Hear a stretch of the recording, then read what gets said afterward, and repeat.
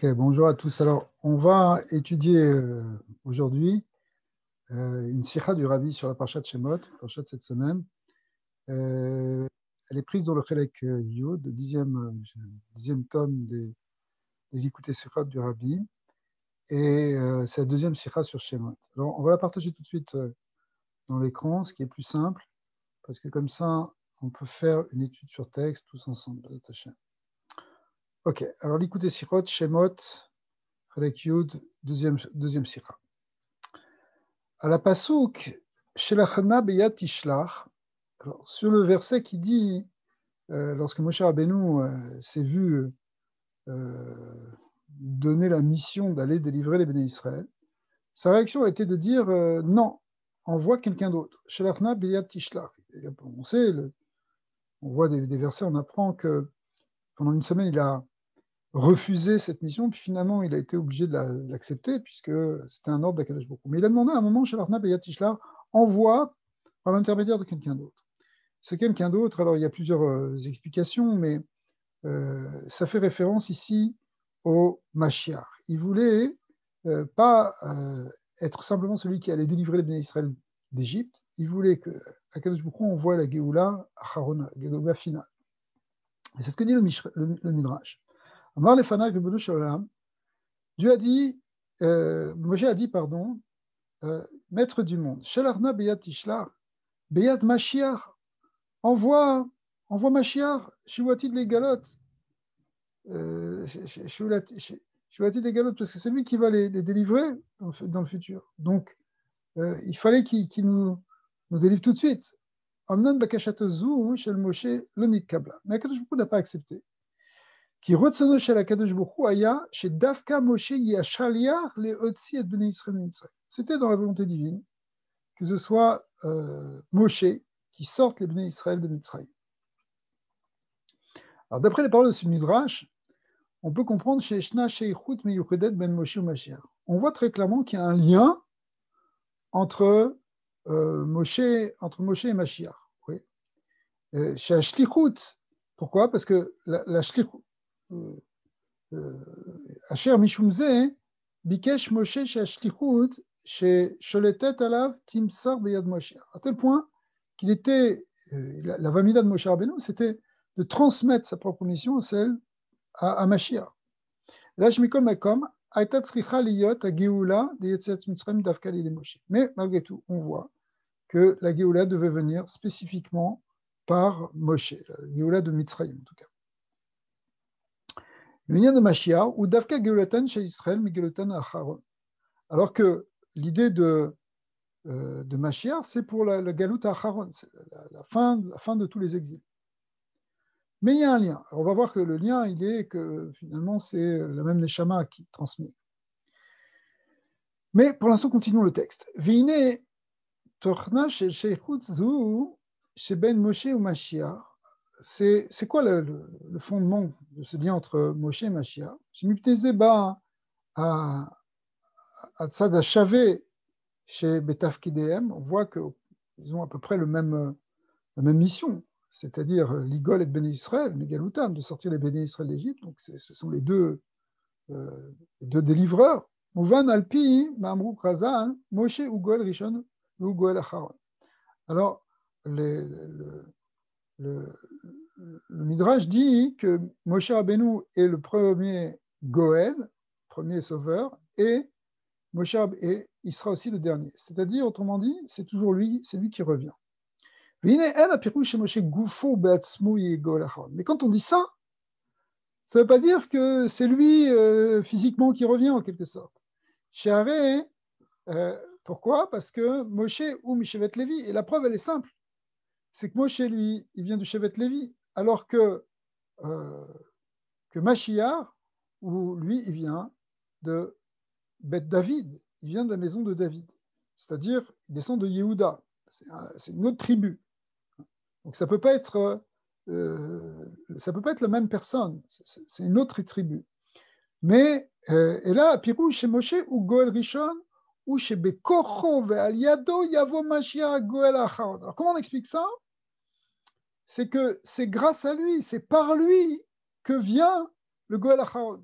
le Goël Rishon, c'est Moshe Rabbeinu, et c'est lui qui va générer, qui va provoquer, qui va faire que il y aura un Goël Acharon. La Biur Torah i Reshit veikar malato shel Melech HaMashiach. En réalité, la notion de Torah, elle est fondamentale dans le Mashiach. Pourquoi? Parce que il va être Ugé Batorah. C'est quelqu'un qui étudie la Torah, quelqu'un qui est versé dans la Torah, plongé dans la Torah. Et en fait, c'est ça sa force. Qu'est-ce qui lui donne la force d'être le Goël? C'est Dafka la Torah. Ça ne vient pas d'ailleurs, cette force. Et c'est pas et la Torah, évidemment, d'où elle vient cette Torah? Elle a été révélée par Moshe Rabbeinu, ce qu'on appelle Torah de Moshe. D'accord? Torah, c'est Torah de Moshe. וכן על דרך זה, כוחם של ישראל להביא את הגאולה העתידה על ידי עבודתם הם על ידי התורה. Et aussi, ce qui va amener la force de la Géoula, ce qui va générer la Géoula finale, c'est aussi la force de la Torah. בשייכות פנימית זו שבין משיח ומשה, מרומזת גם בזה שביאת משיח נקראת יבוא שילה. Il y a une expression ici qui a été dite dans Parashat Vaïchi, au sujet de Mashiach, où là-bas, il y a une allusion à la venue de Mashiach, Ad Sheyavo Shilo, lorsque viendra Shilo. Et Shilo, les maîtres nous disent, c'est le Mashiach. C'est-à-dire que là-bas, le contexte, c'est que la Malchut, la royauté, ne quittera pas le chevet de David, le chevet de Yehuda, et elle viendra jusqu'au Mashiach. Ça va se prolonger, ça va venir. C'est-à-dire que Mashiach lui-même sera un descendant de David. C'est comme ça qu'on l'apprend. Et ce mot Shiloh, il fait la même gematria que Moshe, 345. Et non seulement c'est ça, mais en plus, le verset nous dit Hache Yavo Shiloh, jusqu'à ce qu'il vienne Shiloh. Le mot Yavo, le rabbi précédent a fait une gematria, il a dit Yavo, ça fait 13 en gematria, plus 345 de Moshe. Eh bien, en tout, ça fait Gematria Mashiach. C'est-à-dire que lorsqu'on fait Yavo Shilo, c'est réellement la Gematria de Mashiach. C'est-à-dire que Yavo Moshe, littéralement, puisque Shilo, c'est Moshe, Yavo Moshe, c'est Gematria Mashiach. Donc c'est vraiment un remez qu'il y a dans ce verset, à Yavo Shilo, que lorsque Moshe reviendra, ou lorsque sa force se manifestera à nouveau au travers de l'étude de la Torah, eh bien, là sera Mashiach. C'est ça, donc ça veut dire quoi? Ça veut dire Ve'akor shel biato shel Mashiach ou Inyano shel Moshe. V'hine yadua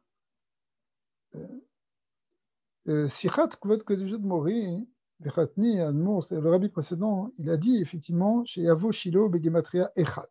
Il est allé plus loin, il a expliqué que le mot Yavo lui-même il fait aussi Echad.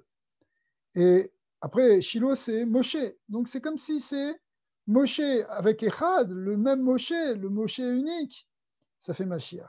C'est encore un remède que c'est l'âme de Moshe, que c'est la force de Moshe qui est dans le Mashiach. Même si, au niveau de la personne, c'est quelqu'un qui est un descendant de David, donc de la tribu de Yehuda. Malgré tout, c'est la force de Moshe, on pourrait dire d'une certaine manière la Neshama de Moshe.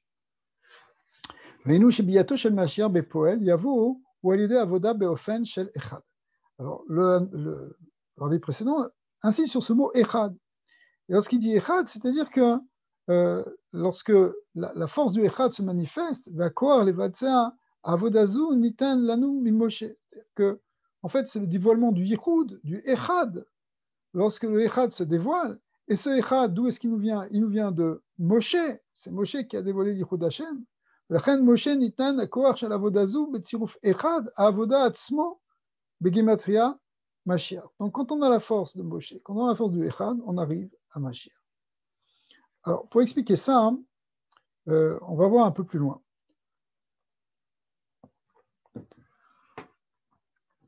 Amou Chazal, les Chachamim ont dit Olam amiluo nivra. Aïnou shekasher nivra olam, ayu kol yenene beshimota. Il y a un principe qui est établi par les maîtres dans Bereshit Rabbah qui explique que le monde a été créé dans sa perfection. il manquait rien en fait dans la création. C'est-à-dire que chaque chose était déjà complète. Et là, Shacharkar, à l'idée Chet Etzadat Tovara, mais la faute du premier homme, la faute de l'arbre de la connaissance du bien et du mal, c'est elle qui a amené l'imperfection, c'est elle qui a en quelque sorte brisé cette harmonie. Et Sheba Nachash al Chava, on dit, c'est le Nachash qui est venu sur Chava, hein, Itil Bazoama, il a mis une impureté, c'est-à-dire qu'il a injecté une force négative.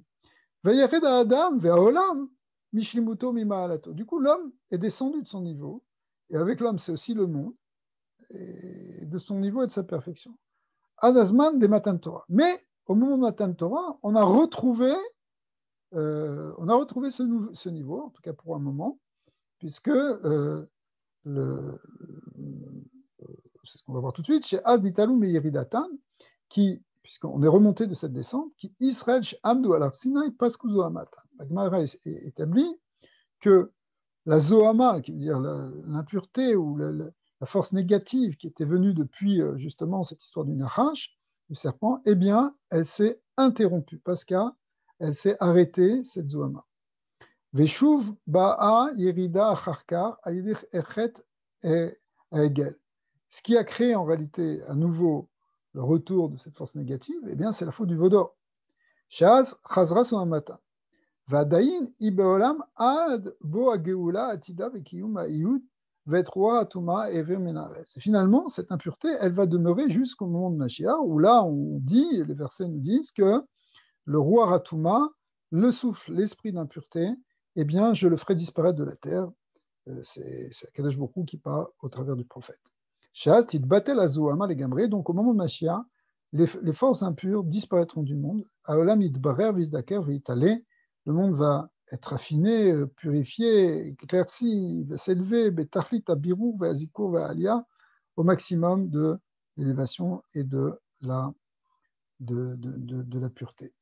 Donc ça, ce sera au moment, après le Mashiach, c'est une étape en tout cas dans la phase messianique, montré à Tamitim aussi, que toute la force négative va finalement disparaître. Vine yadoua, asher iridat sorer aliyai. Maintenant, il y a un grand principe, qui est un principe général, que toute descente est en fait une étape pour une plus grande remontée.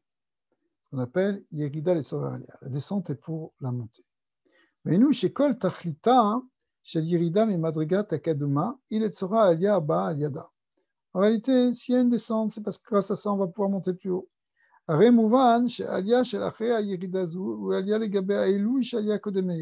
tout cas, on va remonter au moins au même niveau que celui qu'on avait avant la descente. Au mouvement de misé, chez Bemadrigat Aliyah, à l'idée Matan Torah, chez Baal et Acharei Yerida, à l'idée Etzadat Torah, Yeshba Yitaron al Dargat Aeloui chez Kodem. Mais malgré tout, il y a en fait un niveau supérieur, c'est-à-dire que ce qu'on a connu au moment de Matan Torah, c'était quelque chose qui était même plus élevé que ce que l'humanité connaissait avant la faute du Etzadat Torah. Et au Bevada, chez Kemoken, ou Beyitron Ralato Shel Ha'aliyah Ta'atida Shel Acher Yerida Bechet Ha'egel. Alors si la faute du Vaudor nous a fait redescendre, et en quelque sorte nous fait descendre dans un état qui est conservé jusqu'au moment de la Géoula Harona, eh bien, il faut savoir que la montée qu'on aura, eh bien, elle sera même encore plus grande que celle qu'on avait avant, c'est-à-dire que l'état qu'on connaissait au moment de Matan Torah, puisque au moment de Matan Torah, non seulement on était revenu à un niveau plus élevé qu'avant la faute du premier homme, mais bon, c'est de là qu'on est descendu. Donc si on est descendu de ce niveau-là et qu'on va remonter, on va remonter à un niveau encore plus grand que celui de Matan Torah. À tel point que finalement, Mashiach, ça va être un niveau plus élevé encore que la révélation du Sinaï. Donc ça va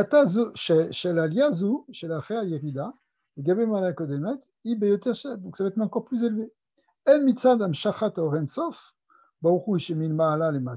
en fait la lumière infinie qui s'est révélée au moment de Matan Torah, elle va être encore plus importante au moment du Mashiach, c'est-à-dire vraiment un guilouille du divin dans le monde, un dévoilement des forces divines, ce qu'on appelle Oren Sof, qui dévoile d'en haut, du haut vers le bas. Et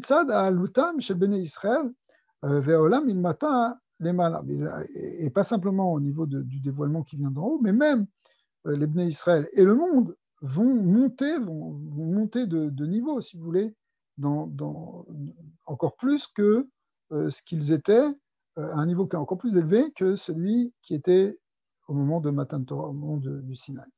Donc, en fin de compte, il y a à la fois un plus grand dévoilement d'Hachem et en même temps une plus grande élévation des Neshamot. Kemoshe Matsidnu, Aliyah de Matan Torah, c'est effectivement ce qu'on a vu au moment de Matan Torah, c'est-à-dire que c'est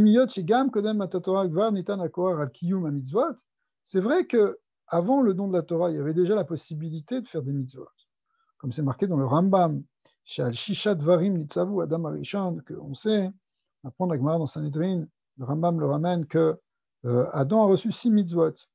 Ne pas tuer, ne pas voler, ne pas d'adultère, pratiquer la justice, ne pas blasphémer et ne pas...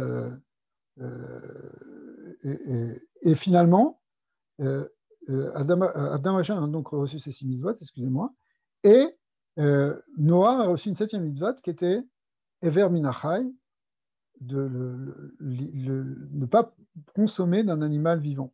Donc on voit en tout cas de là que Adam comme Noah, c'est-à-dire l'humanité pré-sinaïtique, eh bien, avait déjà des mitzvot. Mais avec Abraham, ça a continué, avec Yitzhak aussi, ça a continué, dit le Rambam, jusqu'à Yaakov, mais le grand changement, ça a été au moment de Matan Torah. Continuons le Rambam, il dit Abraham, puisque lui, il a reçu, Abraham, il a reçu la mitzvah de Mila, et Yitzhak et Yaakov aussi, chacun, il a rajouté aussi une mitzvah. Yaakov a ce qu'on appelle les verminachai, de ne pas manger le nerf sciatique. Vamrouzan, des avot, kimu kol Torah kula. Donc, à tel point que les Chachamim nous disent qu'ils ne faisaient pas simplement quelques mitzvot, ils ont même fait les 613 mitzvot. Comment ils ont fait les 613 mitzvot? Parce qu'ils avaient perçu, ils avaient compris par leur niveau de prophétie qui était très profond, ils comprenaient le secret des mitzvot et du coup, ils étaient capables de faire les mitzvot. Ils me kolze, aredavka maintenant nitradesh. Mais malgré tout, il y a une rupture au moment de Matan Torah, puisque c'est là qu'il y a un chidouche tellement grand que le monde lui-même va pouvoir être prêt à recevoir cette lumière divine qui doit être révélée au travers des mitzvot. Alors que pour l'instant, avant Matan Torah, on n'était pas encore à ce niveau-là. Alors c'est sûr qu'il y avait des avot qui faisaient les mitzvot, mais le monde n'était pas encore dans cette élévation et le dévoilement n'était pas encore aussi grand que ce qui va être au moment de Matan Torah. Il causait arrêt d'Avka B'Matan Nitradesh. L'ora kailou irak tosefet koar bekim mitzvot atzma et là gam kolinyan de ubanu b'charta bechira. Donc en réalité, il y a eu un dévoilement au niveau des mitzvot, mais aussi en plus même une révélation du fait qu'Akadosh Baruch Hu, il a élu les Bnei Israël, Abba mais Atzmuto Yidbara, et ça s'est révélé en tant qu'un choix qui vient de l'essence divine, chez les Ma'ala Mikol Or Vegilou, quelque chose qui est au-delà même de la notion de lumière, au-delà même de tout, et parce que la lumière, il y en avait une certaine qui se dévoilait déjà au Matan Torah, mais maintenant, au fond, il y a eu une révélation de l'essence divine, c'est expliqué en long dans les Mahamarim, une élévation de l'essence divine qui s'est traduite par cette élection d'Israël. Vechen ou Gam Benoga, pourquoi? Parce que, si vous voulez, l'élection d'Israël, ça fait partie de quelque chose qui est totalement qu'on ne comprend pas réellement en fait, qui est de l'ordre d'une volonté divine très très profonde et avec un choix qui lui appartient en fait. Et ça représente le fait que, enfin, ça exprime quelque chose qui vient de son essence, de ce qu'il veut. Vechen ou gam benogea les maalat dargatam chez Ben Israël ve'olam. Alors, c'est pas simplement au niveau donc de cette révélation qui vient du haut vers le bas, où on voit la lumière dans les mitzvot et on voit l'essence divine qui se révèle au travers de ce choix, mais c'est aussi, comme on vient de le dire avant, l'élévation spirituelle à la fois des Bnei Israël, à la fois du monde. Même si, juste après la faute du veau d'or, puisque la faute du veau d'or, n'oublions pas, c'était juste 40 jours après Matan Torah, eh bien, malgré tout, et que du coup, cette faute a ramené l'impureté dans le peuple d'Israël, Mikol Makom, Lo Haeta Zo Amazu, Kemo Kodem Matan Torah. Malgré tout, le niveau d'impureté n'était pas le même qu'avant Matan Torah. Les fiches à Birou Vaelu de Paskazu à Matan, le Matan Torah, Aya Bedargat Naalit Yoter, Midargat Ailui, Kodem Chet Etzadat Tovara. Pourquoi? Parce que le niveau d'élévation était beaucoup plus grand au moment de la révélation du Sinaï que ce qu'elle était avant le don de avant même la faute du premier homme. Parce que cette faute du premier homme, c'est vrai qu'elle a fait descendre le monde, mais elle a fait descendre le monde, mais quand on est revenu à un niveau d'avant la faute au moment de Matan Torah, en fait, on est revenu à un niveau plus élevé encore, comme on l'a expliqué tout à l'heure.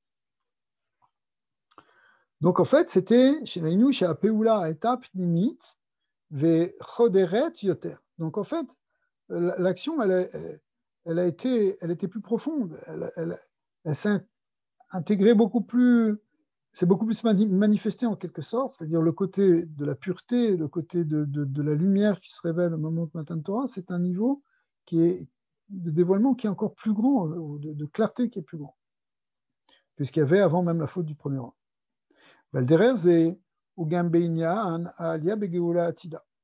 Alors, si on dit qu'à Matan Torah, on avait gagné plus que ce qu'il y avait au début, et même si on a perdu, ok, on a perdu peut-être, mais ce qu'on avait gagné, en tout cas, c'était plus grand, eh bien, on peut dire exactement la même chose au moment de la venue du Mashiach.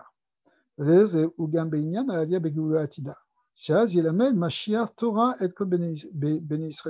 sait que Mashiach va enseigner la Torah, hein, comme le Balatania l'a expliqué largement, qu'il va être en fait le fondement même de la Géoula. Bon, c'est connu, c'est pas simplement, le Zohar dit déjà que c'est pas simplement qu'on est délivré physiquement du joug des nations et de l'exil, c'est qu'il y a un dévoilement de la connaissance de Dieu qui se fait dans le monde entier. D'ailleurs, la Géoula ne touche pas simplement Israël, elle touche toute l'humanité.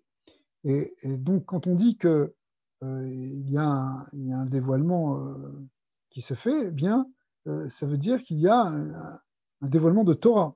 Donc, le Mashiach va enseigner la Torah, il va dévoiler de la Torah un enseignement de sagesse très profond qui va être dévoilé au moment de Mashiach, au moment de la Géoula. Ce qu'on appelle la Torato shel Mashiach. Bedugmat ha'alia shebematan Torah, shegam ba ma'alat gdola ve'etera ha'alia shebematan Torah. Donc, ça va ressembler d'une certaine manière à Matan Torah, mais ça va être encore plus élevé. Ubeshne inyanim anal, begilui elokut milmala ou milmaraga sheben Israël. Et ça, c'est cette élévation dont elle va être à tous les niveaux, aussi bien au niveau du dévoilement, aussi bien au niveau de l'élévation des âmes. C'est expliqué dans le Tanya que chez Imiyot, chez Gilou, il y a Elokut, chez Bechinat Mabanat, chez Aya Bematan Torah, Aya Bechinat Reya Chushit, Bekolze, Ayaze Rak, Me'en, Bedugmat, Agilou, chez Elatilav.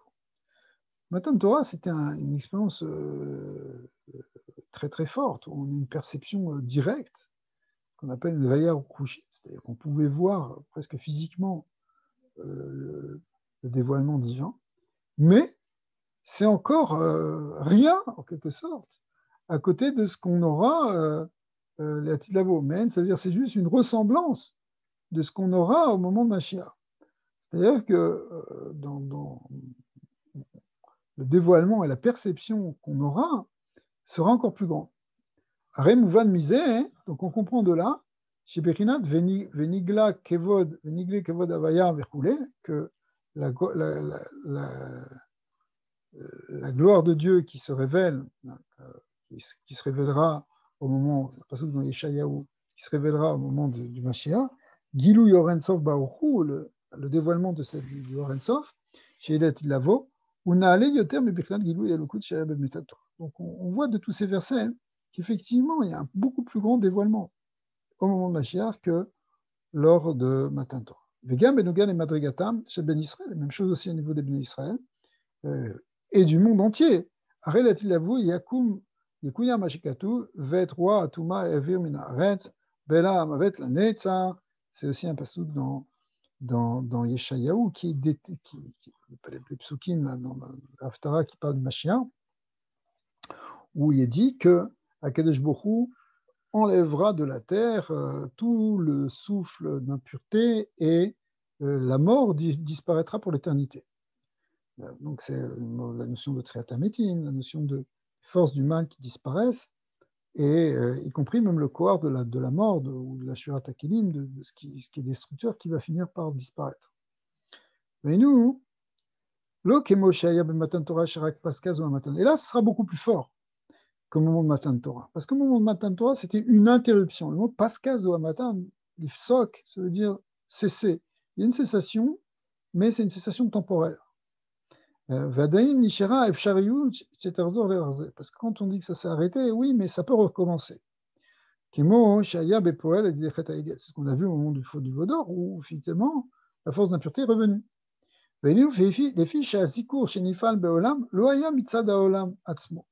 La raison, elle est simple, c'est que, en quelque sorte, le monde n'était pas prêt. Akadosh Baruch Hu a enlevé cette impureté, mais comme le monde n'était pas prêt à ça, eh bien, à la moindre occasion, il a réattiré, en quelque sorte, cette Zohama. L'interruption, elle venait d'en haut, elle ne venait pas d'en bas. Donc,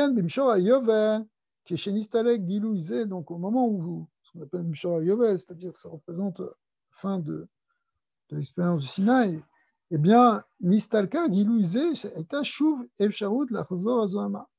Et du coup, la Zohama, l'impureté, a pu revenir au moment où le dévoilement de la lumière divine du Sinaï s'est arrêté. Valatid Lavo, Ainu Shenyan, mais dans le futur, au moment de Mashiach, Shenyan Atuma Ve'azohama Yovar Legamre, où là, la lumière va l'impureté va totalement disparaître.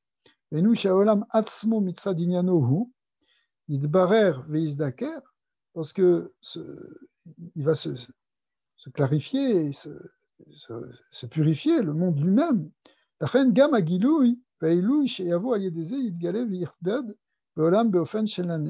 moment-là, effectivement, cette élévation, elle va pouvoir être de manière éternelle, parce que le monde aura atteint cette maturité pour ça. Il n'aura plus besoin de redescendre. Il sera déjà dans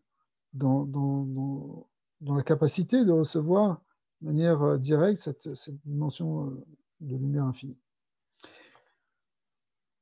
Veine, misé mouvan, de là on comprend Asher dafkal achare yerida ou alia un alit beyoter. Donc on comprend que, en fait,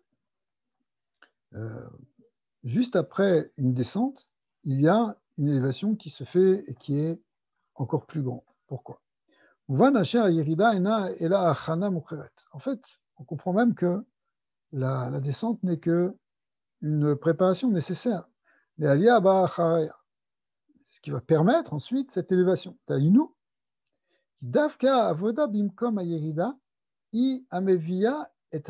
Alors, le point il est essentiel ici. C'est comment tu réagis, quelle est la avoda au moment de la descente. C'est cette avoda-là, quand on est en exil, quand on est dans la descente, quand les choses sont difficiles, qui permet par la suite la alia qu'on va pouvoir percevoir. D'accord. Même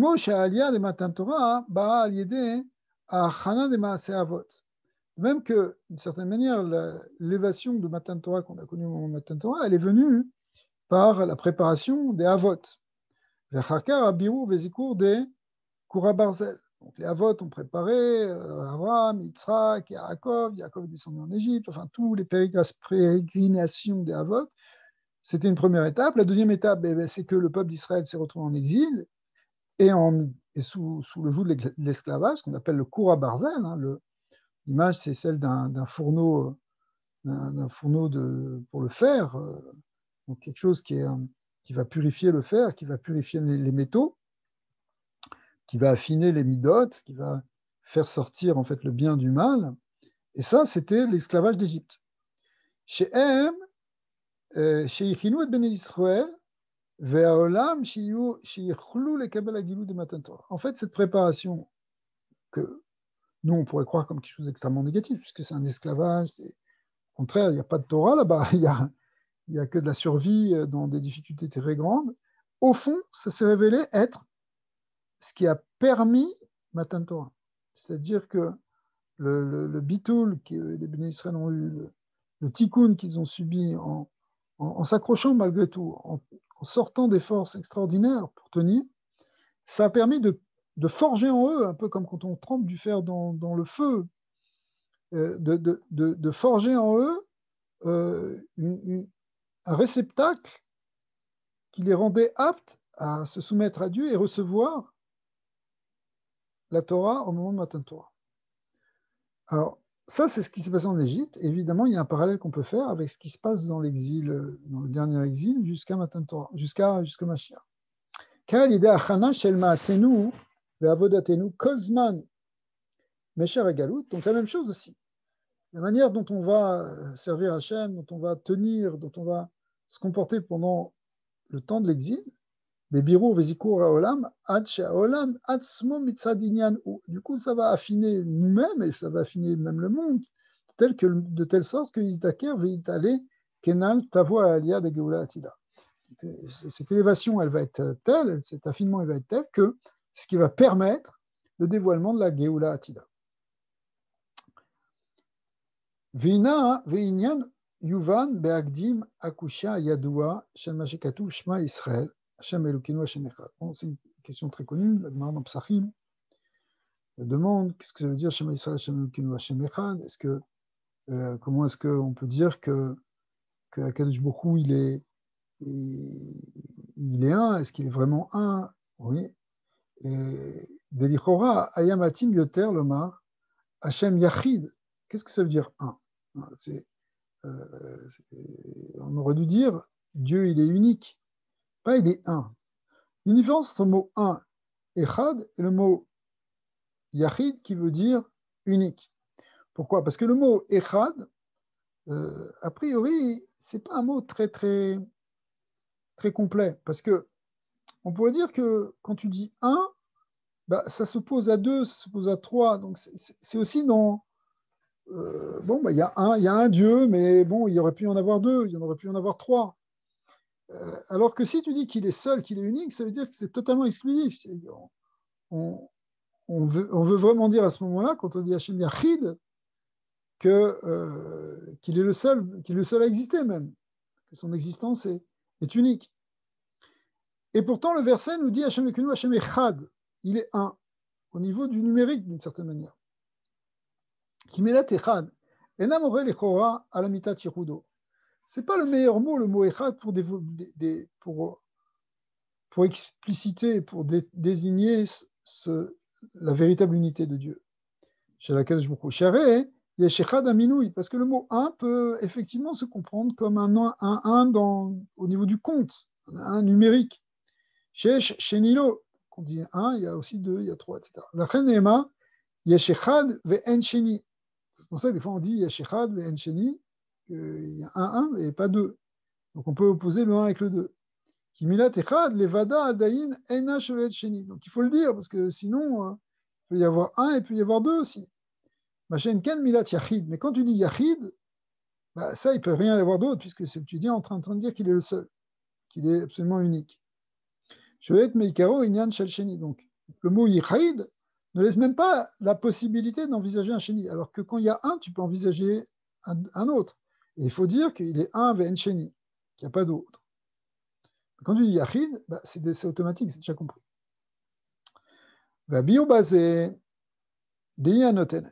L'explication, elle est que,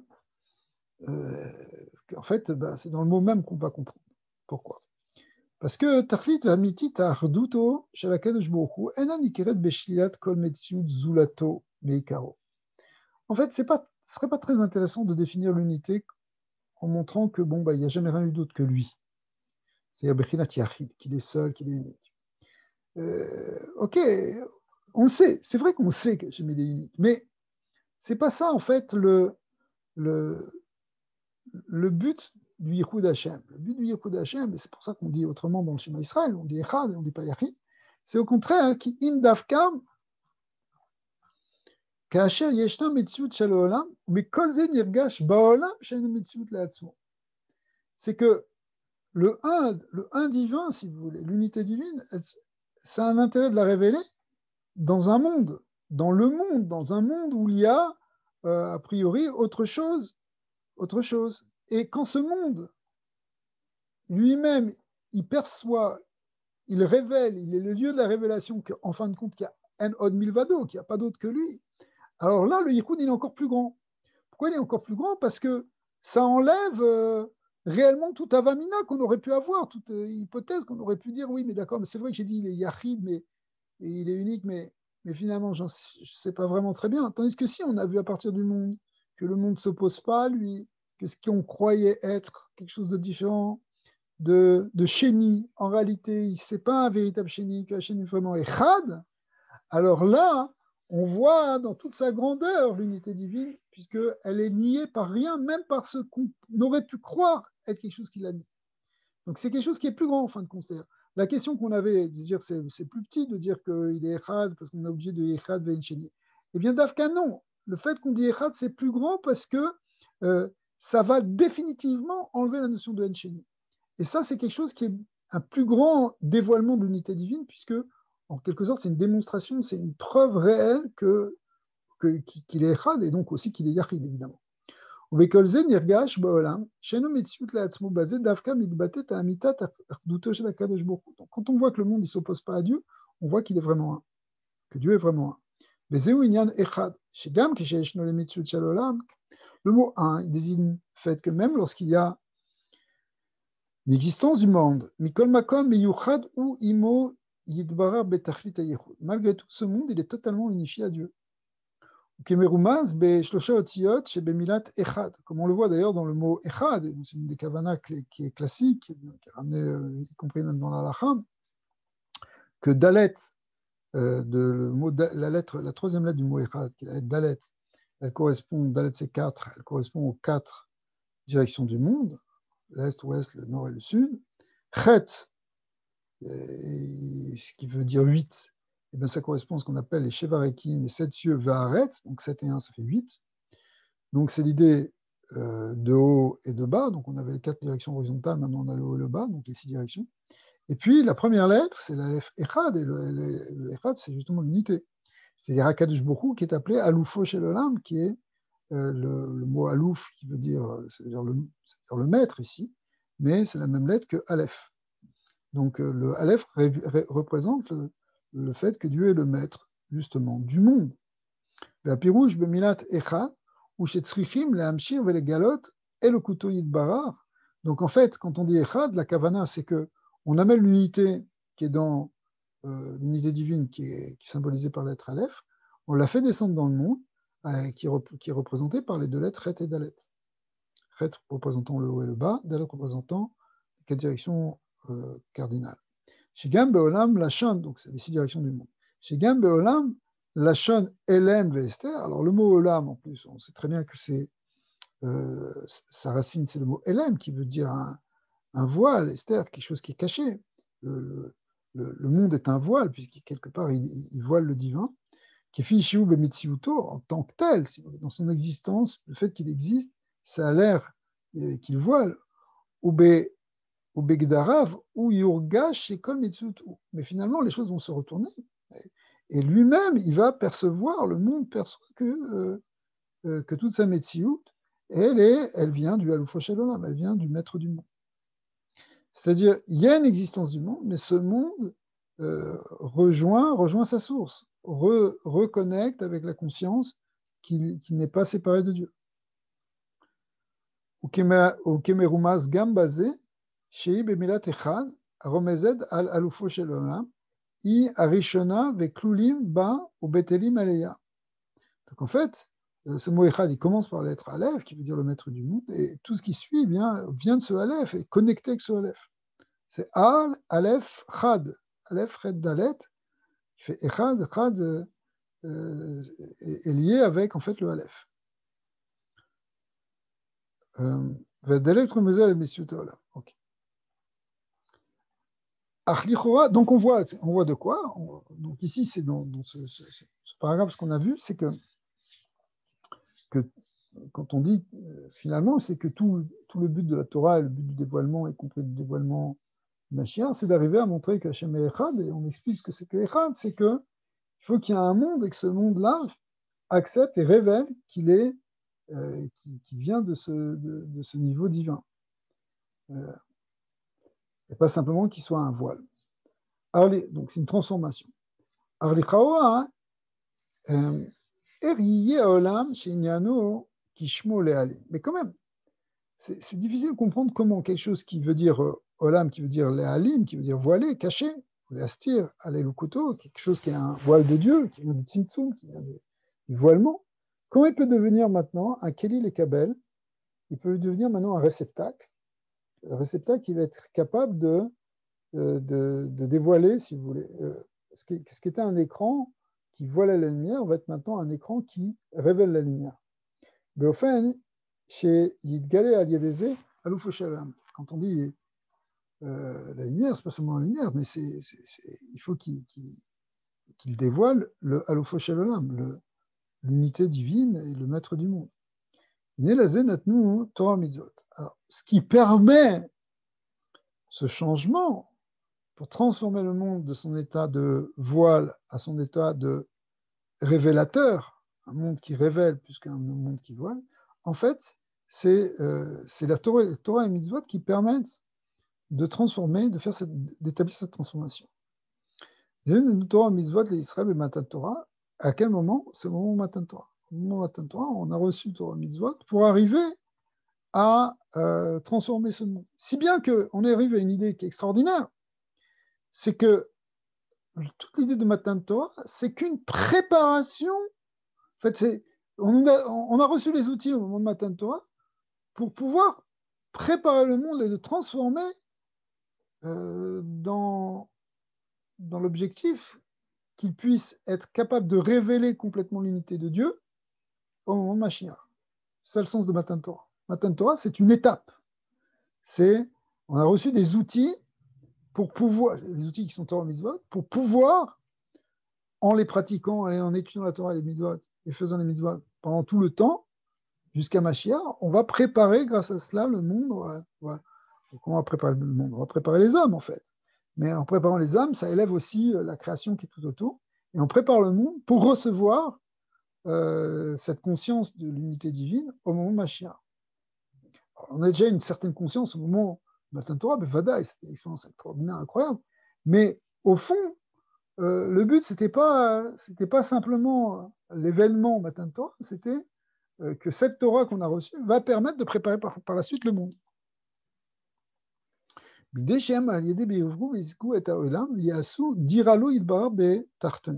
Ça permet en fait de purifier et d'affiner le monde, de telle sorte que même le monde d'en bas, ce qu'on appelle le monde des Tartanim, le monde des êtres incarnés, le monde physique, devient un lieu de résidence, une dira pour Akadosh Baruch. Donc en fin de compte, on a transformé le monde de la matière on aura transformé le monde de la matière grâce à Torah Mitzvot pour permettre le dévoilement de Dieu dans le Olam physique. וזה שבמתן תורה ניתן הכוח לברר ולזכר את העולם, היינו לא זו בלבד, שאז ניתנו התורה ומצוות שעל ידם יעשו העולם דירה לו יתברך. Alors c'est pas seulement ça, c'est pas simplement que on a reçu de quoi faire du monde une résidence pour Hachem, et là chez Gam etzem gilui elokutto שבמתן תורה ובמדרגתו ומדרגתו של העולם, באותה שעה ניתנו הכוח על בירור וזיכור העולם לאחרי מתן תורה. C'est aussi parce que le moment de Matan Torah, c'est un tel dévoilement que du coup, ça donne une force par la suite pour continuer et pour faire cette préparation. Il fallait qu'il y ait un très grand guiloui, il fallait qu'il y ait l'événement, maintenant on revient à cette idée, l'événement du Matan Torah, l'événement de la révélation pour pouvoir réaliser pour pouvoir réaliser en fait cette élévation par la suite.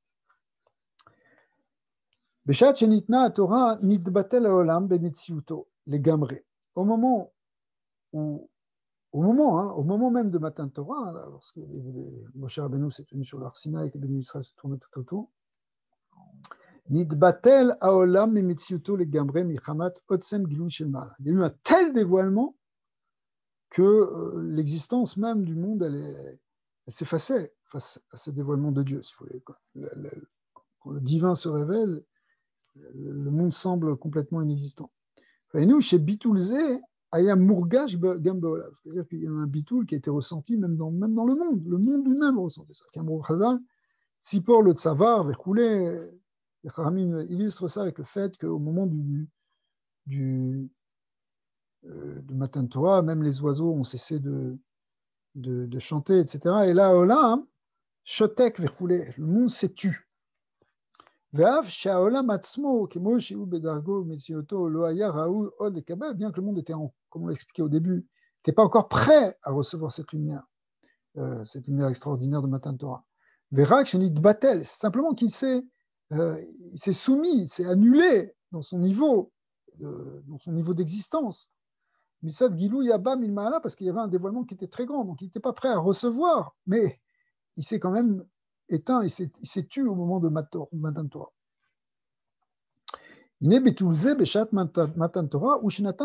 Alors c'est ce bitoul qui a donné la force pour la suite. C'est ce qui permet ensuite au monde de pouvoir être affiné. Jusqu'à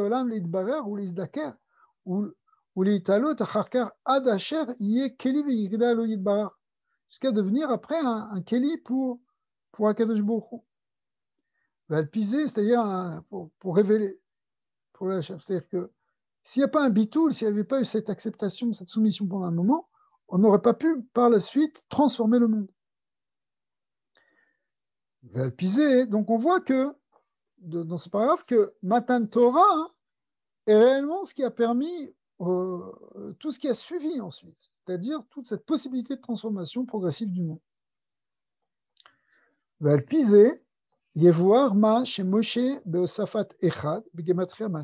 on peut reprendre ce qu'avait dit le rabbi précédent lorsqu'il a dit Yavo Shilo, que Yavo c'est Gematria Echad, ça fait 1, et que quand on fait Echad et Moshe, ça fait Mashiach.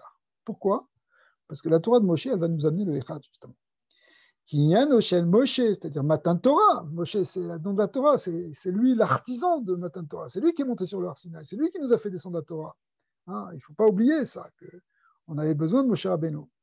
Unitinat koar ala avodat bebirur vezikur haolam beofen shel echad. Donc il a permis que soit ensuite transformé, affiné, purifié, que soit purifié le monde. Par quoi? De telle sorte qu'il va révéler cette notion de echad. Parce qu'on a vu que echad, c'est une unité qui se révèle dans le monde, vers quel coin du monde, etc. Ve'avodazu bekocho shel Moshe. Or cette avoda qui vient par le fait qu'on va faire Echad, qu'on va dévoiler Dieu dans le monde, en fait, c'est grâce à Moshe. Eh bien, c'est pas seulement que c'est grâce à Moshe, grâce à Moshe, lorsqu'on fait cette avoda, eh bien, c'est ça qui va permettre la Geoula Atida chez Unyano chez Mashiach. Donc, c'est ça qui va permettre la Geoula finale, qui est la notion de Mashiach. Or, Mashiach, c'est donc, on le retrouve même dans la Gematria de Mashiach, qui est l'idée de Moshe Echad. Puisque c'est la Torah de Moshe qui permet de dévoiler cette notion de Echad pour finalement aboutir au Mashiach. Là, on comprend bien maintenant profondément la relation qui unit Moshe et Mashiach. Concrètement, qu'est-ce qui amène la Géoula Chorana? C'est Mashiach. Mais c'est évidemment, on vient de montrer, grâce à la force de Moshe. Parce que c'est la force de Moshe, la Torah de Moshe, qui nous amène à préparer le monde à recevoir Mashiach et à rapprocher le monde à ça. Ok. Mais d'un autre côté, pour l'instant, on a expliqué ce qui rapproche Moshe et Mashiach. Mais il y a aussi quelque chose qui le différencie. C'est quoi? Bien que Moshe, on l'appelle donc le sauveur, celui qui vient délivrer les bénis Israël. Malgré tout, le but, la finalité de l'esclavage en Égypte et de son exil, ou Geulatam, et cette Geoula, Veitziatam chez Israël et Mitzrayim, ou Matan Torah. Le but, c'était d'arriver à Matan Torah, n'est-ce pas? Pourquoi est-ce qu'ils sont entrés en Égypte et pourquoi ils en sont sortis? C'était pour arriver à Matan Torah. Kimoshe Katuv, Beotziacha, et Ta'am et Mitzrayim, Ta'avdun et Ta'elokim, ala Harazé. Donc, c'est un verset qui nous montre clairement le lien entre la sortie d'Égypte et le don de la Torah. Le but de sortir d'Égypte, c'était pour arriver à Matan Torah, le don de la Torah au Sinaï. Vinyano shel Matan Torah, chez Vinyano shel Moshe, donc Matan Torah qui est la notion de Moshe, Nosaf al-Inyan Aikari shel Bechinat HaKadosh Baruch Hu b'Bnei Israël Kenan, shel Bechirat HaKadosh Baruch Hu, et qui vient en plus évidemment de cette notion que Israël s'est révélé à ce moment-là comme le peuple élu par Dieu. Aréou, en tout cas, hein, cette notion de Moshe, Aréou nitna a koar à la avodat bebirur vezikur haolam. C'est ça qui a donné en fait la force de pouvoir réaliser après par notre avoda hein, cette purification du monde, cet affinement du monde. Et il y a nous, ça c'est Moshe. Moshe donc, c'est celui qui nous donne cette force-là. Il nous donne la Torah, il nous donne donc la force de purifier le monde. Par contre, il y a de Mashiach ou Gemar Abirur Vaziko. En fait, Mashiach, il vient, lui, pour conclure. Il vient après tout ça. Il vient à la fin de tout l'exil. Donc, c'est pour ce qu'on appelle le Gemar, ça veut dire la fin, la conclusion de ce birur, de ce tri, de cet affinement, Veikari, Veikar Avoda, Lecharze, Kacher, Olam, Gvar, Yilibarer, Vizaker, Verkoulé. Donc, la Avoda de Mashiach, c'est plus une Avoda de purification. C'est au contraire, on est après tout ça. C'est un autre type d'Avoda, la Voda de Mashiach. Alors, on va finir la Sikha.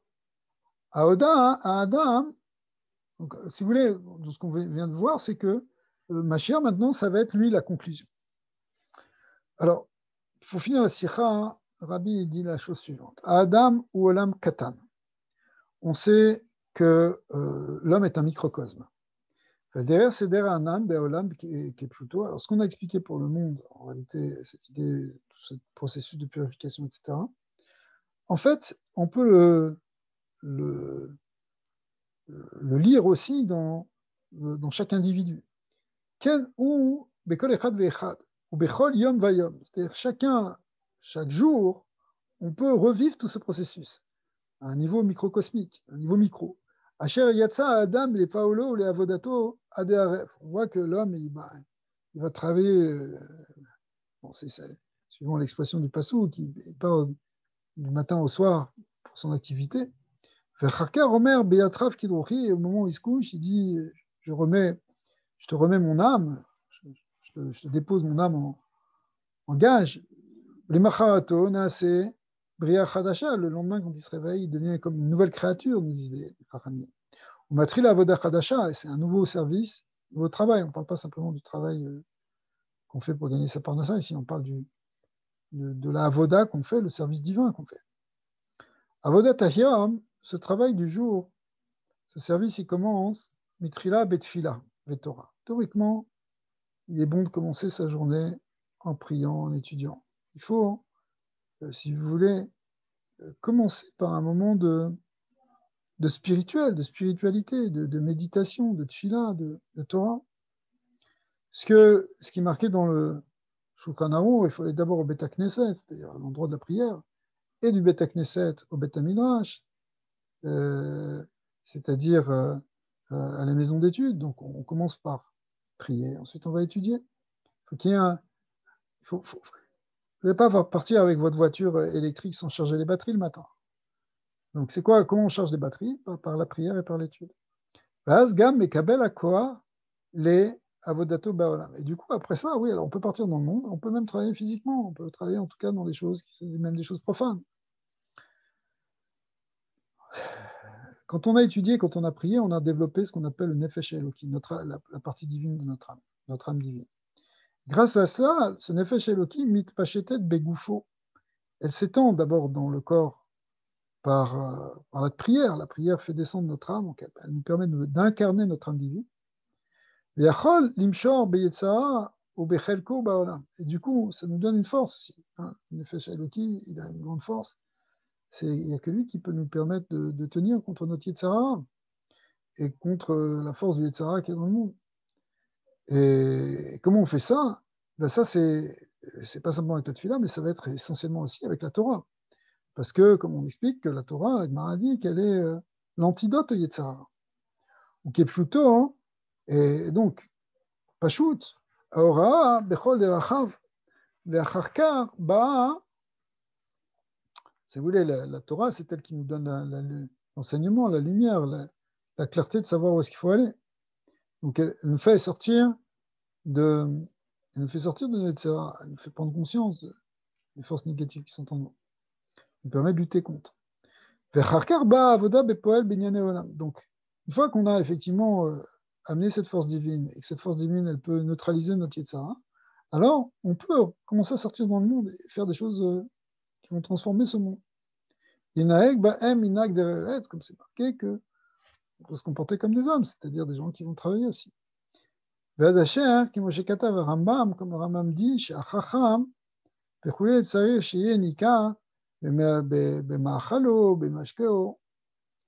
en fait, le sage, tu ne vois pas simplement parce qu'il connaît des livres, mais tu peux le constater qu'il est sage dans sa manière de se comporter dans ce monde, comment il va manger, comment il va boire, est-ce qu'il va manger comme un animal, est-ce qu'il va boire comme un soulard, ou bien est-ce qu'il va manger avec kavana, avec une bonne intention, avec pondération, etc. C'est là qu'on voit ce qu'est un chacham. Et nous, chez Bechol Inyanim, Elou Yenikar chez ou chacham, c'est-à-dire que dans tout ça, on va voir qu'il est chacham.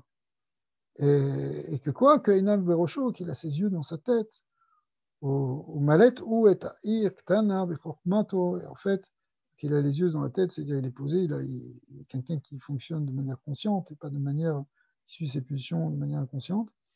Et aussi, pour reprendre une autre expression, une expression de Kohelet, on voit qu'il est celui qui, en fin de compte, il arrive à bien s'en sortir dans la ville dans laquelle il est grâce à sa chorma. La ville, c'est faire référence à la petite ville, c'est-à-dire le cœur, c'est-à-dire l'endroit des pulsions, eh bien, il est contrôlé par la chorma.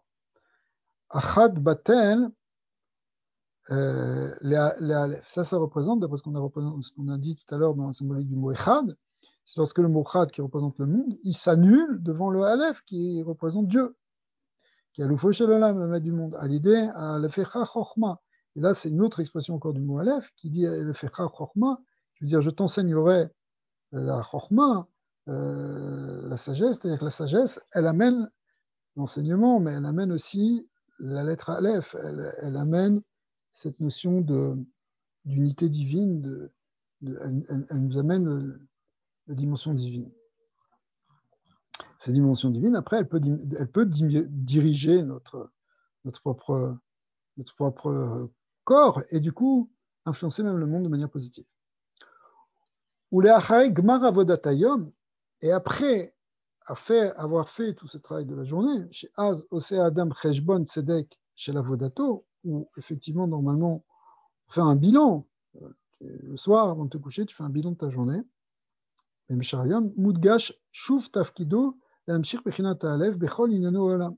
Alors du coup, c'est ce qui va permettre après de à nouveau amener le Aleph dans le monde.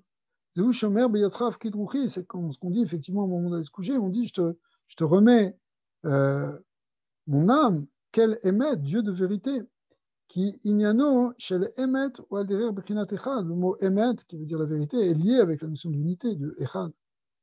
Kemoshenit be'er, ve'emet avaya leolam. Que, comme on dit, que Hachem, il est vrai pour le monde, dans le monde. Donc, de même que, si vous voulez, la vérité divine, c'est elle, en quelque sorte. Il n'y a que Dieu qui est réellement vrai. Le reste, le monde, il a des parts de vérité, mais il a aussi des parts de mensonge. Ou Kedeita Birushalmi, la Gemara dans le Talmud de Jérusalem dit chez Chotamo, chez la Kadesh Bokhu Emet, que le sceau de Dieu, c'est le Emet, c'est la vérité. Ça veut dire que là où tu vois de la vérité, en fait, tu vois un signe du divin. Les filles, chez Shosha Otiot Emet, et puis on peut le retrouver dans les lettres du mot Emet, ça s'écrit comment Aleph Memtav, il naît à Aleph Arishona chez Beotiot. Ou même à Mitziot, Vetav Acharona chez Botiot. On a les trois parties de l'alphabet. Le Aleph, c'est la première lettre de l'alphabet. Le Taf, c'est la dernière. Et le Mem, c'est la lettre qui est au milieu de l'alphabet. Moshe Kativ, Vani Rishon, Vani Acharon, Umibaladi, En Elokim. Et c'est la même chose aussi qu'on retrouve comme idée, que je suis le premier, je suis le dernier, et à part moi, nul autre Dieu. Ce qui veut dire qu'on le retrouve symboliquement comme au début, à la fin et au milieu. Il n'y a rien d'autre qu'Hachem. Et donc, c'est la même chose aussi sur la vérité. Et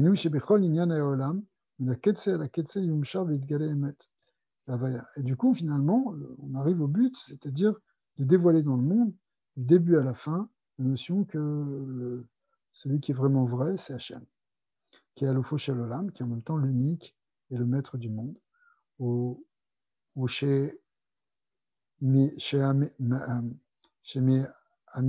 Amitit Metziuto, et qu'en fait, toutes les créatures, tout ce qui existe, vient de son existence véritable. C'est pour ça que c'est expliqué dans les Sfarim. Ici, la référence, les Sfarim, c'est Chadag, Maharsha, Sanhedrin, c'est des commentateurs sur la Gemara dans Sanhedrin. Sur Sanhedrin, le Pérec qui explique les secrets du Mashiach. Chez Be'asire, à Aleph Milat Emet, Nisharmet. Que quand on prend le mot Emet, si on enlève la lettre Aleph, la première lettre, qu'est-ce qui reste? Il reste Met, qui veut dire mort. C'est-à-dire, le rabbi n'aime pas tellement ce mot, il dit Efer Inyan Achayim, le contraire de la vie. Donc en fin de compte, on rejoint la même chose. C'est Dieu qui fait vivre tout, c'est Dieu qui donne l'existence à tout. On le retrouve à la fois dans le mot Echad et on le retrouve aussi dans le mot Emet. Ok.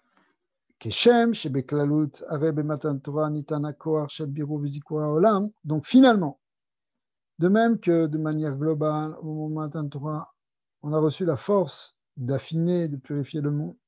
Car Be'avodato a pratit Shekol Echad Echad. Alors maintenant, il faut savoir que nous, on est intégrés dans tout ça, on a une part dans tout ça, on fait quelque chose.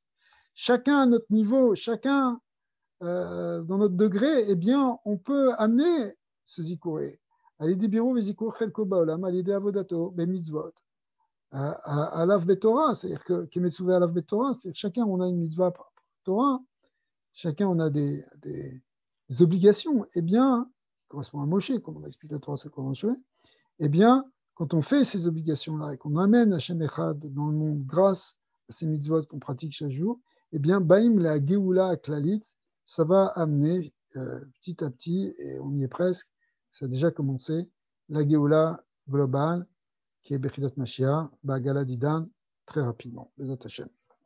Alors on voit que le lien, en fait, pour conclure cette sikha, on voit que le lien entre Moshe et Mashiach, c'est que Moshe, c'est lui qui a permis finalement d'arriver à Mashiach.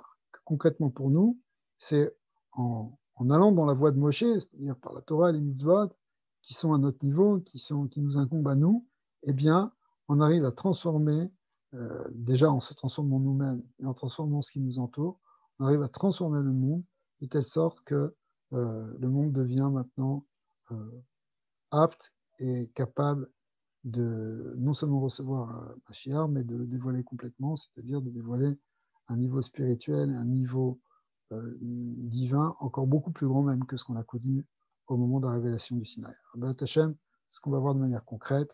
Amen, Ken Yiratzon.